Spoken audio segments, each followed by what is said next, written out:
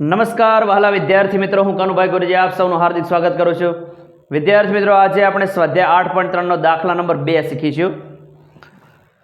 ખૂણા એ ના બધા જ ત્રિકોણમિતીય ગુણોત્તરોને sec a ના પદોમાં દર્શાવો. જેમ દાખલા નંબર 1 છે એની અંદર આપણે કોટમાં દર્શાવ્યા હતા બધાને, એ જ રીતે અહીંયા જેટલા પણ ત્રિકોણમિતીય ગુણોત્તરો છે sec સિવાયના, એ બધાને sec a ના સ્વરૂપમાં દર્શાવવાના છે. બરાબર.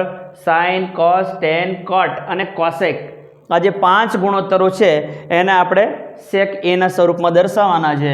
તમને જો ત્રિકોણમિતીય સંબંધો યાદ હોય અને ત્રિકોણમિતીય નિત્ય સમૂહ યાદ હોય તો સરળતાથી તમે આને ફેરવી શકો એ સ્વરૂપમાં. જો આપણે શરૂઆત કરીએ અને ક્રમ પણ આપીએ. નંબર 1 પહેલાં આપણે સાઇનથી શરૂઆત કરીએ. સાઇન એ પહેલાં આપણે સાઇન એને sec a ના સ્વરૂપમાં દર્શાવવા છે. તો અહીંયા એક નિત્યસમ યાદ કરો. આપણી પાસે એક આવો નિત્યસમ છે, સાઇન વર્ગ એ બરાબર 1 - cos વર્ગ એ. આ રસ્તો ખાસ યાદ રાખજો કે કઈ રીતનું sec સુધી પહોંચાશે. આપણું લક્ષ્ય છે sec a સુધીનો. બરાબર. તો પહેલાં સાઇન વર્ગ એ બરાબર 1 - cos વર્ગ એ. બરાબર. આપણી પાસે આવું નિત્યસમ છે. હવે 1 - cos વર્ગ એ. હવે ત્રિકોણમિતીય સંબંધ યાદ રાખો. કોસ અને sec વચ્ચે એક ત્રિકોણમિતીય સંબંધ છે. તમને ખ્યાલ હશે કે કોસ જે છે એ secના વ્યસ્ત છે અને sec એ કોસના વ્યસ્ત છે.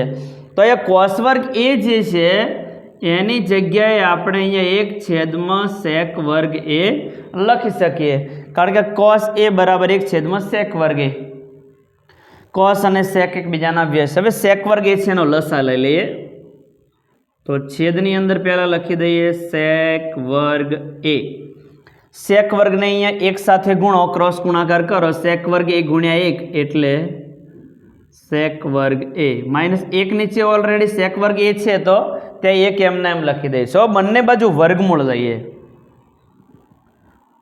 તો આપણને sin a બરાબર, અંશની અંદર વચ્ચે માઇનસનું ચિહ્ન હશે એટલે અલગ અલગ એનો વર્ગમૂળ ના નીકળે, એટલે એને આ રીતે લખી દેવાના. વર્ગમૂળમાં sec વર્ગ એ -1, છેદનું વર્ગમૂળ નીકળશે, અહીંથી વર્ગ દૂર કરો તો છેદની અંદર આવશે sec a. આવી ગયું બધું sec a દેખાવા માંડ્યું અંદર. તો આને આપણે sin a ને secમાં ફેરવ્યા કહેવાય. બરાબર. ચાલો બીજું નિત્યસમ. હવે બીજું ગુણોત્તર, બીજો ત્રિકોણમિતીય ગુણોત્તર આપણી પાસે છે cos a. બરાબર.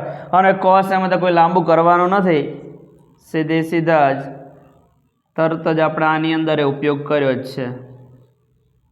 ચલો, કોસના વ્યસ્ત શું આવશે? sec. બરાબર.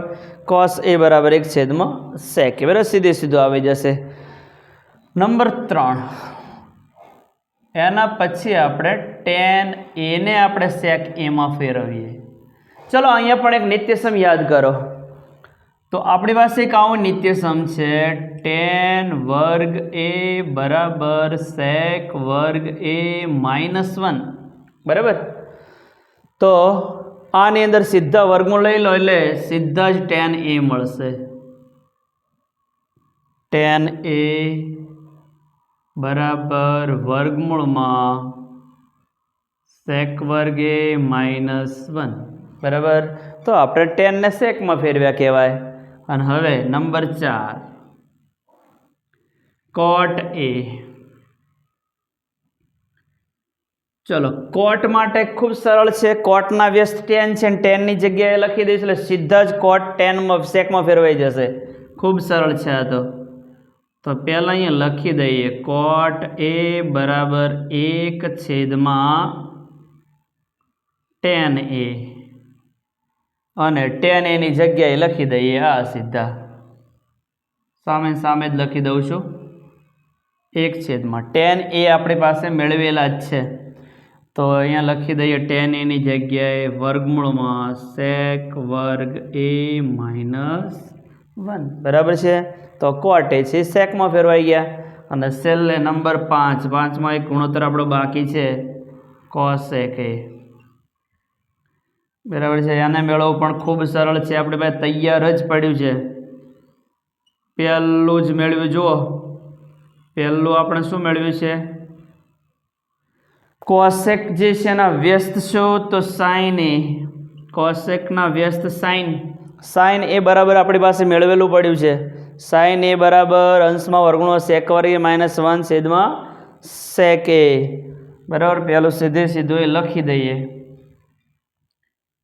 અંશની અંદર 1 m ના m, છેદમાં આપણે લખીશું આ રીતે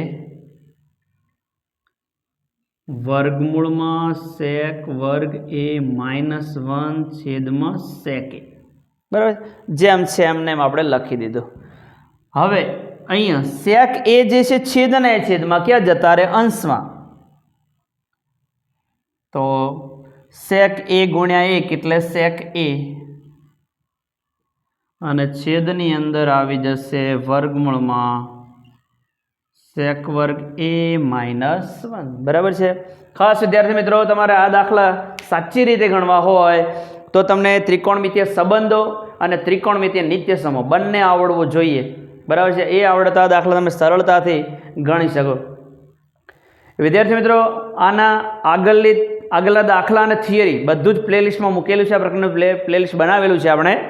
તો થિયરી સ્વાધ્યાય 8.1 ના દાખલા, સ્વાધ્યાય 8.2 ના દાખલા અને સ્વાધ્યાય 8.2 જે છે, 8.3 પણ જે છે એનો દાખલા નંબર 1 પણ પ્લેલિસ્ટમાં મૂકી દીધેલો છે.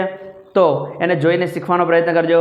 વિદ્યાર્થી મિત્રો, હજુ તમે મારી ચેનલને સબસ્ક્રાઇબ ના કરી હોય તો સબસ્ક્રાઇબ કરી દેજો. Thank you very much. ખૂબ ધન્યવાદ. જય મા સરસ્વતી.